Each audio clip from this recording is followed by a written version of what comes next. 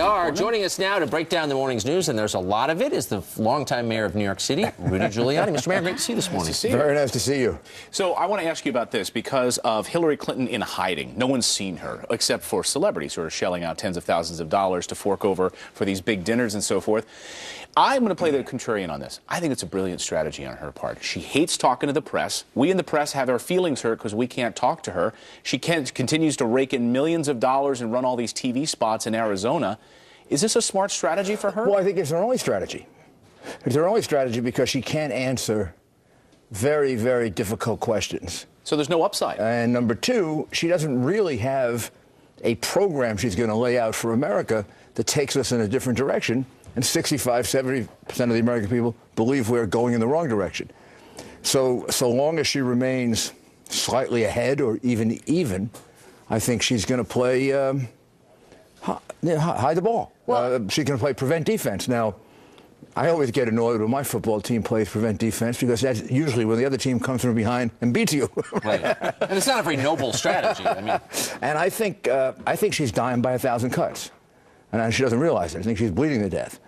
The email stories and the Clinton Foundation stories and the State Department pay-for-play stories would have destroyed a candidate who gets less protection from the press. But I think than she does. I think your football analogy is apt because it's the fourth quarter.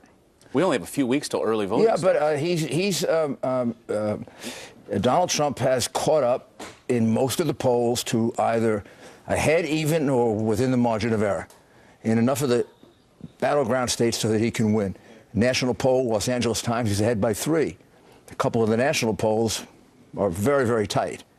And this is with him having spent virtually no money and her spending about $200 million on the air, and his ads just started, 4 days ago. Right. So she's eventually, I think, going to get drawn out because eventually I think he's going to take a lead. And she's going to get drawn out. And she's going to have to answer. For example, I read the entire FBI report twice. For some reason, they printed it in a little print. Yeah, I noticed. And they put it out late on a Friday afternoon. Yes, they did. Yeah, it was hard to read, wasn't it? Very. I know. But worth it. Really worth it. And I underlined it. And I've read probably 5,000 FBI 302s, 10,000 in my life as a prosecutor. When she says that she didn't know that it was confidential information because at the beginning of the paragraph there was a C, a capital C. Is she kidding? Well, she goes on to say... Because she thought it was in alphabetical order. Now, if I were cross-examining, I would say, well, did you ever see an A or a B or a D? Well, that's a good point. But then she said, but I had a brain injury, so I was incapable of remembering. We have only 2 answers to why she doesn't know, why the Secretary of State of the United States doesn't know that a C in front of a paragraph means confidential information. 1, she's stupid, or 2, she's lying. Or possibly 3, her brain injury has made her incompetent. I don't know. I happen to think it's the middle one, but I cannot believe that we had a Secretary of State who doesn't know that if you put a C in front of a paragraph in a sensitive document, that means confidential. She can't remember 26 things like, did she get a briefing on how to handle top secret information? I remember the briefing I got on doing it, and it was 25 or 30 years ago. But so wait a second, then why aren't questions about her health? She seems perfectly healthy, just to be clear. She seems healthy when I see her. I don't know if she's healthy or she's not healthy. But people ask questions, and they're attacked by Senator Amy Klobuchar of Minnesota the other day, for example, as, quote, sexist. And yet she herself said, my health prevented me from digesting and retaining information. So why are these questions not totally valid? Well, she was Secretary of State at the time. She should have resigned. We had a Secretary of State who couldn't remember whether she had a briefing. Also, her briefing by the CIA on how to handle classified information took place before her so-called brain injury. Right. Why can't she remember that? I can remember it. Why can't she remember it? She can't remember her exit interview or whether there was one with the CIA. There always is. You're given an interview and you're told how to forget classified information. 26 different occasions on which she can't remember. Most of them strike me more as lies than they do as things she can't remember. I think it's the liar's retreat. I can't remember, I don't recall, rather than brain injury. but that's my own personal opinion. Mr. Mayor, when you first started to react to this, you mentioned the small print and that it was just before a holiday weekend, which seems to be the timing of this. Are you questioning the credibility of the FBI's investigation? Good question. It's very strange. A number of these things have been put out on holiday weekends. The interview of her was rushed. When I read it, there are numerous follow-up questions, like that C. The minute she said to me, I didn't know that a C meant confidential information, I would have said, well, have you ever seen one with an A, B, C, and D? Because she said she thought it was in alphabetical order. Well, she didn't. And then I would have said, well, you know, what's wrong with you? If you didn't know the basics of classified information, how could you possibly have been our Secretary of State? And how can you possibly be our president? She lied completely about having turned over all her emails. She didn't turn over thousands of emails. We're not talking about 3 or 4. We're talking about thousands. She lied completely about the fact that the emails she didn't turn over, she said they didn't contain any confidential or classified information. They're filled with confidential and classified information, including 68 separate documents that are so secret they can't even be revealed now. But to Anna's question, if the these are massive memory lapses, which I don't think she is massively brain damaged. But if the I do think she's a massive liar. If the FBI is trying to minimize the effect of those lies, as Anna just asked you, doesn't that mean the system itself, the justice system, is corrupt at a high level, and that's bad? Well, I think you read that, and as I wrote in an op-ed piece, having prosecuted or supervised prosecuting 5,000 cases, you can't not prosecute her. I mean, that report yells out for a prosecution. I mean, she violated so many laws, obstruction of justice. How about destroying her smartphones using a hammer? Well, criminals do that. How about using bleach bit? These are the things.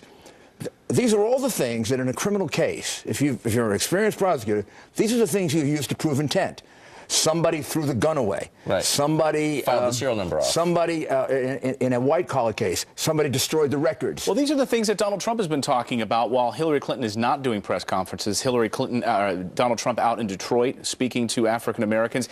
It's amazing to listen to the liberal press sort of falling over themselves as they watch Donald Trump try to court the black vote.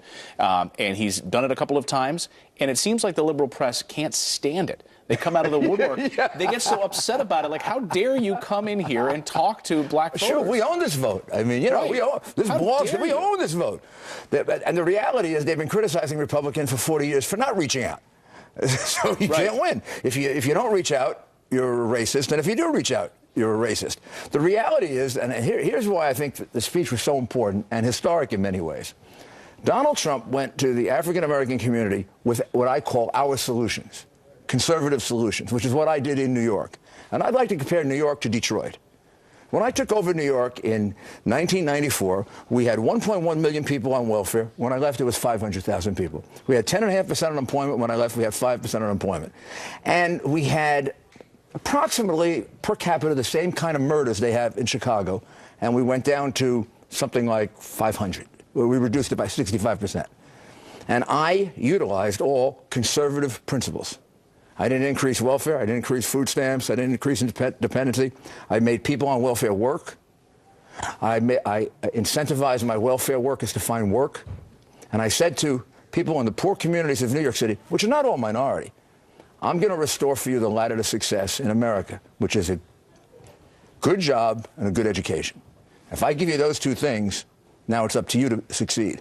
And what you've been deprived of by the Democratic Party and the Democratic leadership in all these cities is both a good education, rotten school systems, and Hillary can't move on that because the teachers union owns her. Of course, right. And no jobs because you're taxing so high, nobody has room to build or grow. While you're here, can I ask you some fashion advice? We have a picture of you in a hat, a new hat. Oh, yeah, great. A similar hat to Donald Trump's hat, but it says...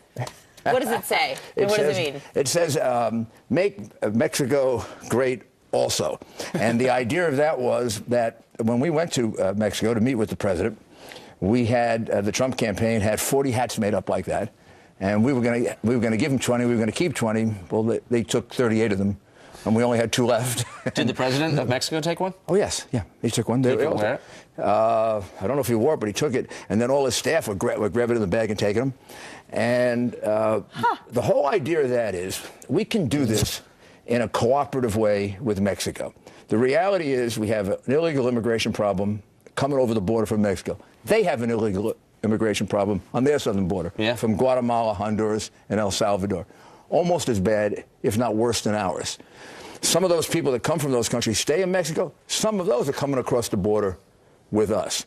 So in some ways, there's more empathy for our problem than you realize in Mexico. Plus, what we found out in the meetings, which Donald Trump, I wish it could have been just shown on television. His understanding of trade is really terrific. And what we both realized is we have a common problem, China.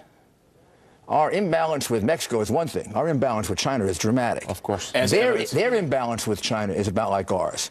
And we talked about how we could work together on joint cases in which they're doing illegal dumping, they're violating rules. And maybe if the United States and Mexico went together on these things, we would have a bigger impact. And they'd be welcomed on the tarmac just like President Obama was, without a red carpet. Thanks, Mr. Mayor. Mr. Mayor, great to see you. We're out of time this morning up against a hard break. We've got Chris Wallace coming up. He's going to be moderating one of the debates. We're going to ask him about it. Stay tuned. Thanks, Mr. Mayor.